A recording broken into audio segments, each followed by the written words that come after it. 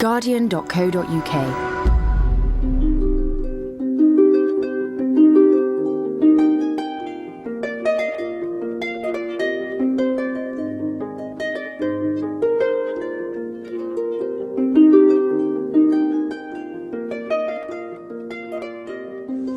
Couper un rond là dans lequel on avait fait 2 trous, passer une ficelle et puis. Brian, just inched out making me gow, then Madril as a gow. J'ai Remnish Goldman here to Our best guess is that there are around 7,000 languages in the world. That's an undercount because there are still languages out there that are not known to science. And of that 7,000, at least half of them are endangered. And endangered means that they're not being successfully transmitted to younger generations and will eventually go extinct if that trend is not reversed.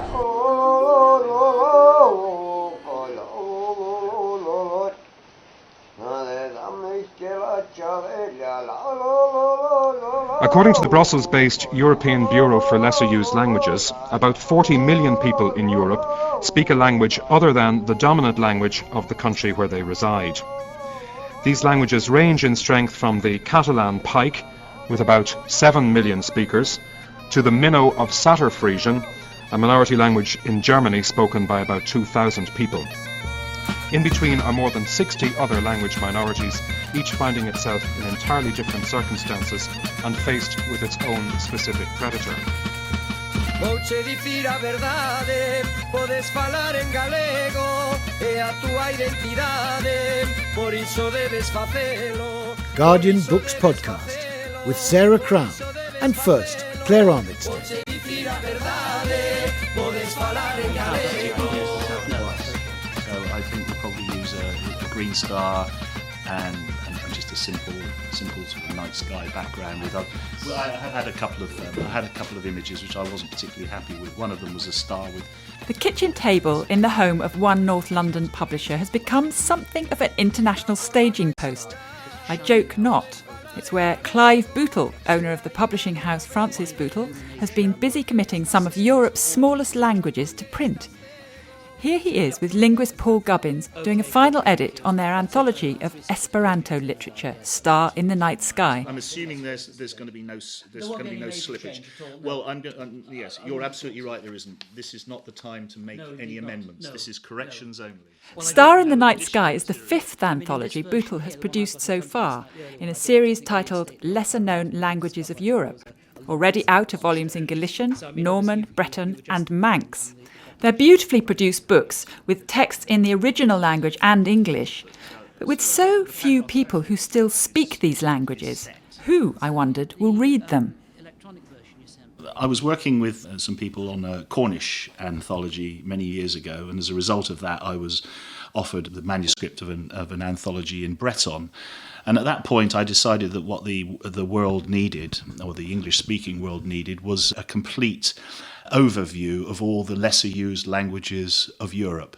You're right, quite quixotic, and I'm on the 5th, and I've got another 5 or 6, I think, which are coming out next year, and I suppose I shall probably finish the series before I die. And what are the other languages to come? Next year is Catalan, Basque, Occitan, Scottish, Gaelic, and Cornish. All in 1 year?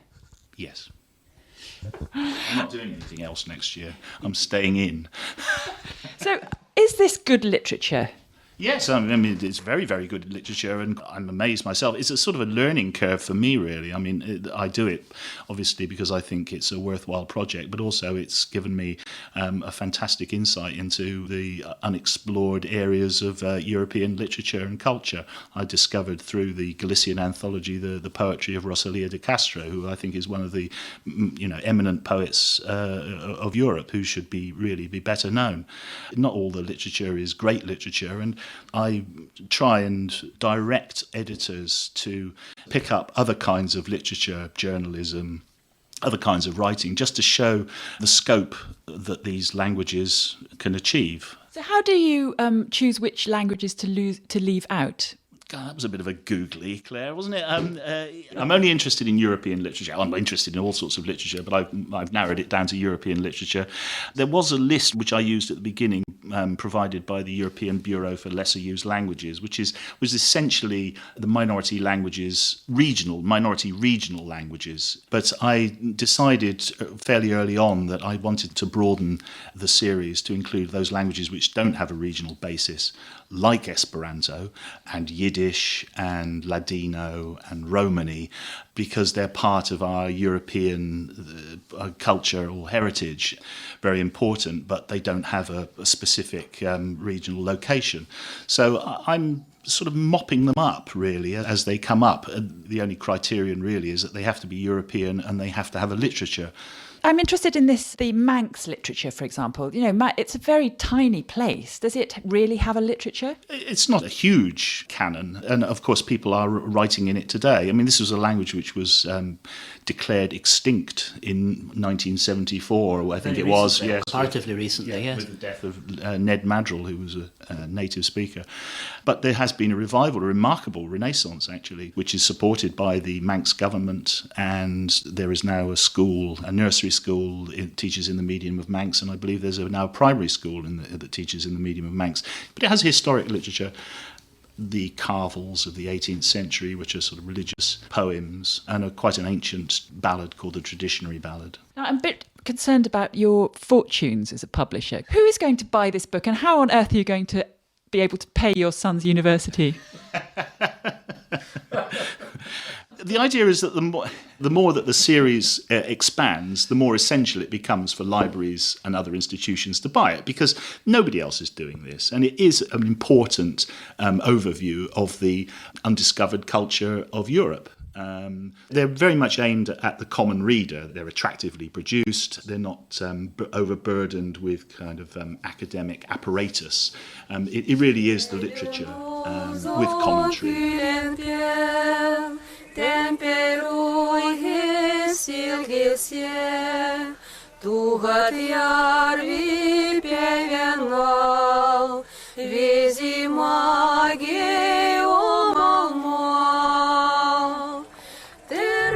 2008 marks the 10th anniversary of the Charter for Regional or Minority Languages, set up by the human rights organisation the Council of Europe to promote and protect such languages throughout its 47 member states. So far, 33 countries have signed, but only 22 of them, including the UK but not France, have gone on to ratify the Charter, which actually brings it into effect. The Council says more ratifications are needed. Tiela mondo irás, tiela mondo irás, tiela mondo irás, tiela mondo.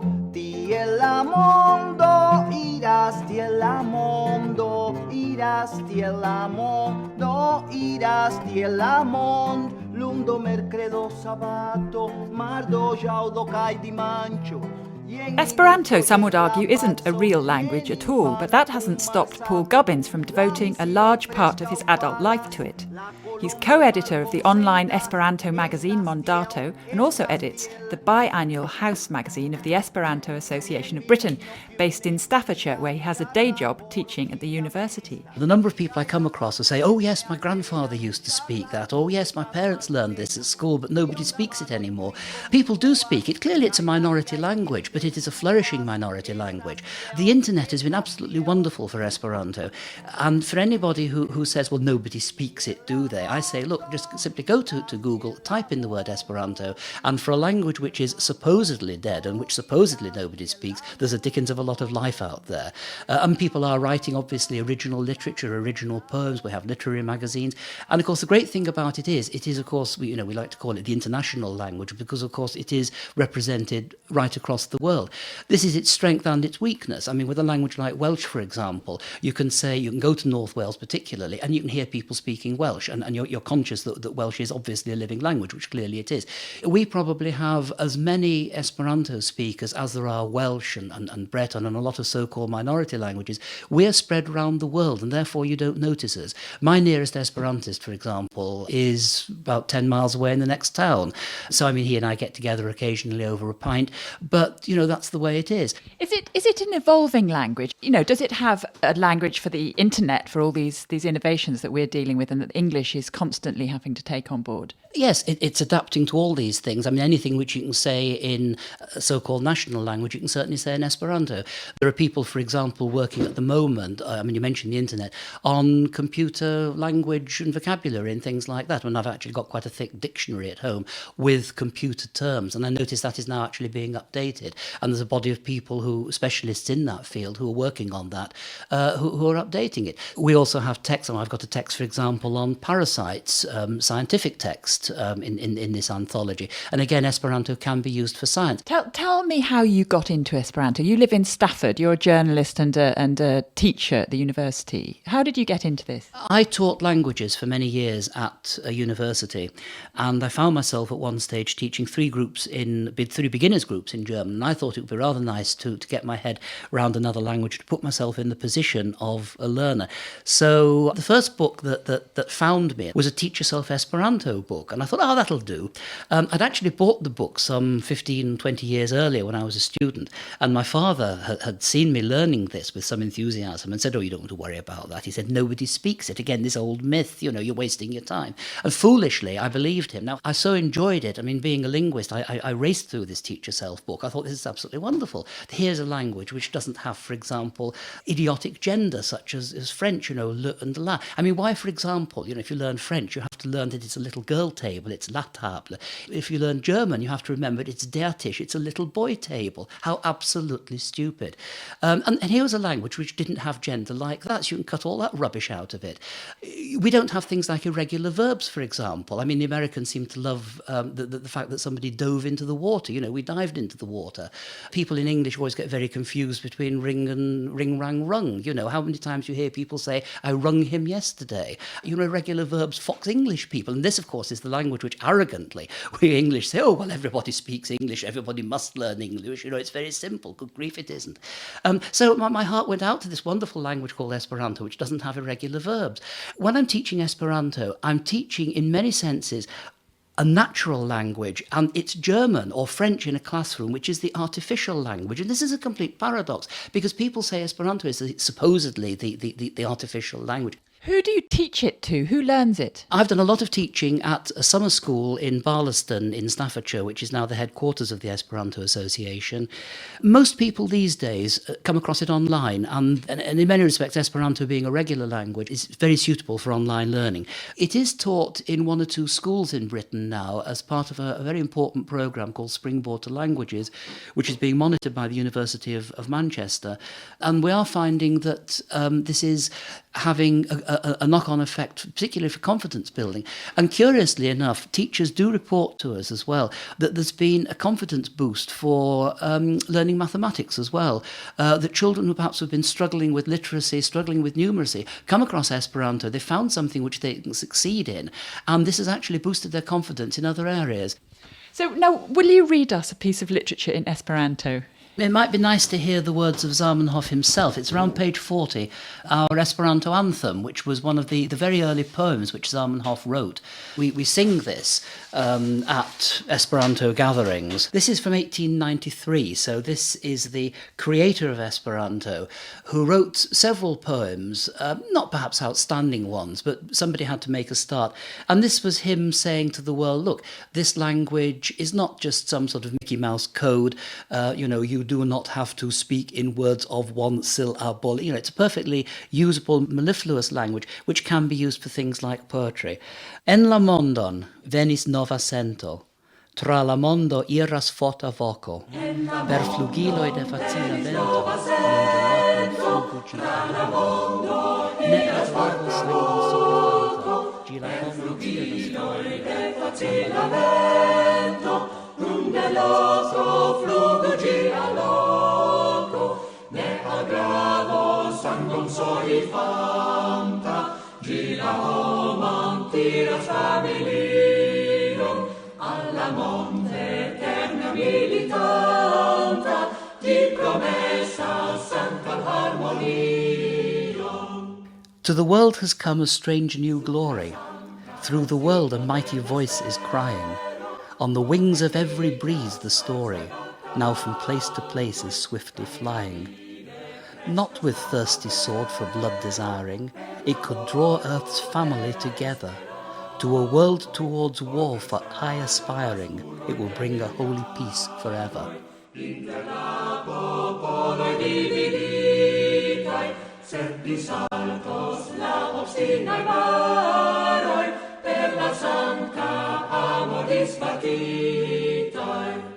Esperantists are saying use your national language for national purposes, use your regional language for regional purposes, but wouldn't it be more sensible to use an international language for international communication?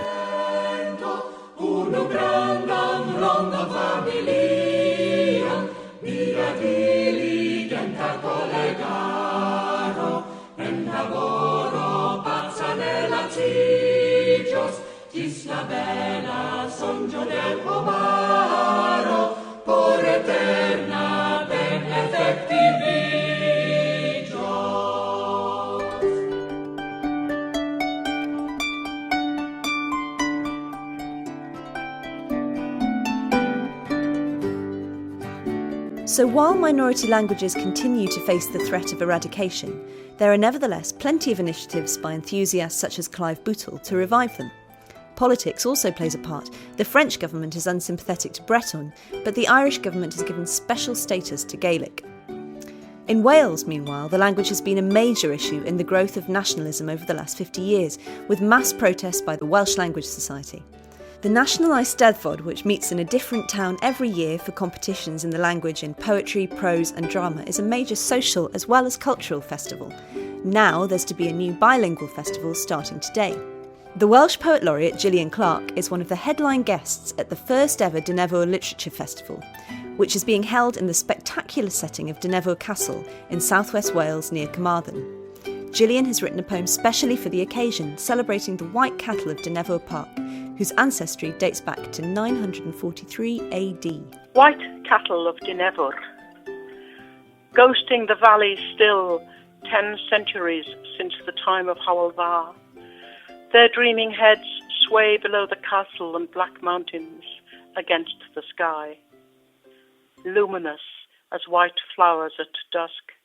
1,000 years of moonlight, their legendary silver-lit dark times before power fired the windows of the house.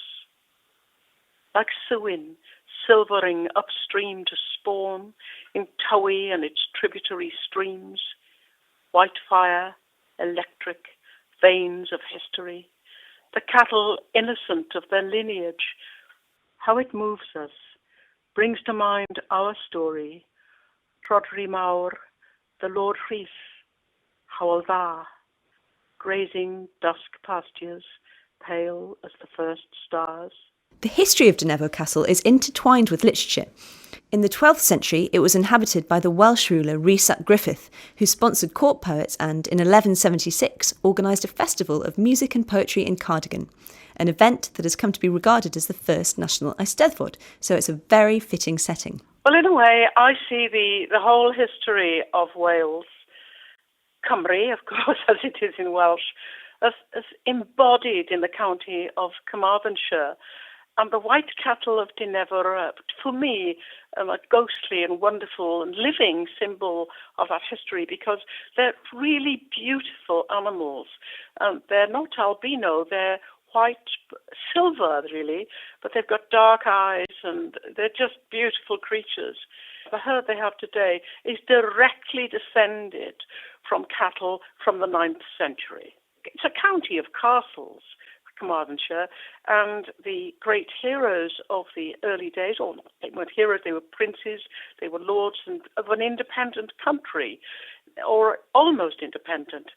Wales was divided into princedoms, and a wonderful man called Hywel Dda, Hywel the Good, 1,000 years ago, codified all the Welsh laws, which are in themselves poetry. They were laws not of punishment, but of compensation. And one of the originals is about to come up, I think, at Sotheby's for sale, and we must have it in Wales. But it has been translated into English and is really something that all poets, if I give them a copy, they love it. The other thing is that all children in the world ought to know that Carmarthen, the English translation of Carfyrddin, and Myrddin is Merlin, and Merlin was born in the town of Carmarthen. And I think that's an extremely important thing for all parents bringing children to Carmarthenshire to know, because it's a magic thought that the wizard Merlin actually originated in this lovely county. The Suin, of course, is the Welsh word for the sea trout. So you use the Welsh word Suin in your poem, but you identify, don't you, as an Anglo-Welsh poet. You write in English. Why is that? Why don't you write in Welsh? I don't like the word Anglo-Welsh, by the way. My mother and father were both Welsh, from Welsh-speaking families, but my mother thought it was posh to speak English, so she wouldn't speak Welsh to me when I was a child, even though my whole family was Welsh-speaking, therefore giving me the trouble of learning it as an adult. So I speak Welsh, I read Welsh, but my first language, my language of, skill is English, because I was brought up in English, and my mother read stories in English to me, and she taught me Welsh, English nursery rhymes, and therefore my thinking, like R.S. Thomas, yes, who could not write poetry, even though he spoke perfect Welsh, he could not write his poetry in Welsh. Poetry, I really believe, needs to be in your first language, your mother tongue. As the national poet of Wales, what do you see your role as in terms of championing the Welsh language? Absolutely. I'd lie down in the road to save it. It's an extraordinarily British treasure. It's the oldest living language in Europe. When you think that living Greek and classical Greek are not the same language, as Latin and Italian are not the same language, but there's no such thing as a difference in Welsh between what we speak and the ancient language. For example, one of the 6th century poems has a line. I'll just quote one line, that's the only one I can remember at the moment. Ar bore dydd Sadwrn. That's Welsh. It's in a great poem going back to the 6th, 7th century, and that means on Saturday morning. And if I was saying to my husband, when should we go shopping, he might say, Ar bore dydd Sadwrn. Exactly the same language.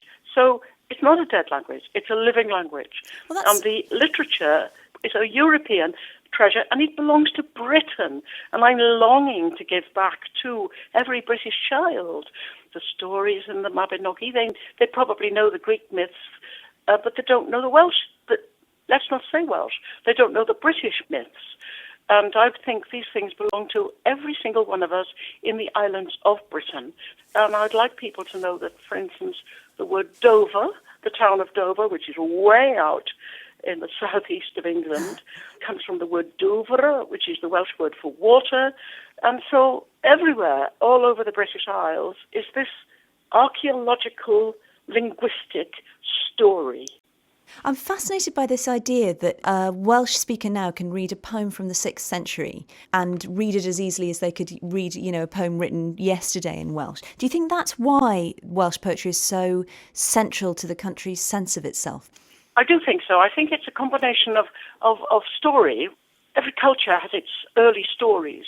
They're kind of prehistory. They're how we thought of ourselves before we wrote things down, but when we told stories down the generations, and poetry. And above all, of course, the early Welsh poets were speaking aloud, singing aloud, so that everybody heard, listened, and remembered and passed that on. And of course that means poetry because it means rhyme and music. You've got to have music or you can't remember language. I don't mean music like in the tunes of the harp, but I mean rhythms and rhymes within the language itself. And I think those early tunes helped everybody to remember. But I mean, there's no doubt about it, literature is the Welsh national art. And that's partly because we didn't have the huge money of the Borgias in Italy, so there was never a chance of getting a Sistine Chapel ceiling or the great cathedrals of England. That was never possible because there was never the money. There were never huge sums of money. That the patrons were the princes, and the patrons had a court poet instead of an artist. Though, of course, we're correcting it. These days we have got visual arts now. We've got painters and sculptors and all sorts of visual artists today. But in the past, the roots of our looking was inside the poetry. So that's who we are. We are the poetry. So we've talked a bit about the poets of the past. Which are the great Welsh language poets who are writing today? The greatest poet of all time is David ap Gwilym, because I see him as ranking with Dante and Chaucer, but sort of has the extra magic of being a personal and landscape and love poet, which is very wonderful. Y gwynt. Yr wyberwynt, helynt hylaw, agwrdd drwst a gerdda draw, gŵr ereswyd, garwy sain, drud byd heb droed heb adain. The wind, sky wind, unhindered course, mighty commotion passing yonder. You are a harsh-sounding minstrel, world's fool, without foot or wing. It's amazing how wondrously you were sent from the pantry of the sky without any feet, and how swiftly you run now across the hilltop on high. A dos i'w cheiron yn glai'r deg yn egli'r dôn. Nag arod I, nag eiriach, nag ofna bwa bach, cyhyddgwyn wenwyn weini, caeth yw'r wlad a'i maith I mi. Today, who shall I name? I feel that it would be kind of almost wrong to name the poets of today, but let's say that a young man called Rhys ap Iorwerth, who will be reading at Novo at the festival, was described by the judges of those who gave him the crown at the Eisteddfod last year as maybe, one of the judges said he may be the new David ap Gwilym, and if that's the case, that's really exciting. Of the dead poets, my favourites are T.H. Parry Williams, Waldo Williams. When I was a very little girl in Pembrokeshire, walking up a lane with my father, he said to me, and it only struck me recently how exciting that moment should have been to me then, but is to me now. He said, Gillian, see this man coming along the road towards us? It's Mr. Williams, the poet. And I now realise that was Waldo Williams. I met him when I was 6. And therefore I've come to his poetry now with more excitement because I know that I actually shook his hand. Last of all, could you tell us a little bit about the festival and why you're championing it? Well, it'll be literature and music, but it's a big emphasis on poetry, which is very important because Hay is fantastic, but it doesn't stress poetry. Poetry's there, but it's not the big thing there. Poetry will be the big thing, I think, in Novo, and we're just hoping it'll be quite wonderful for everyone and draw people and celebrate. And I think it'll be fun because there's a lot of modern music as part of the goings on there. There are a lot of bands, and it'll be quite, I think, quite a sound festival. Voices and instruments. I'm very excited about the possibility of it turning into something unmissable. I just hope they all want to come and see the beautiful cattle grazing before the great house.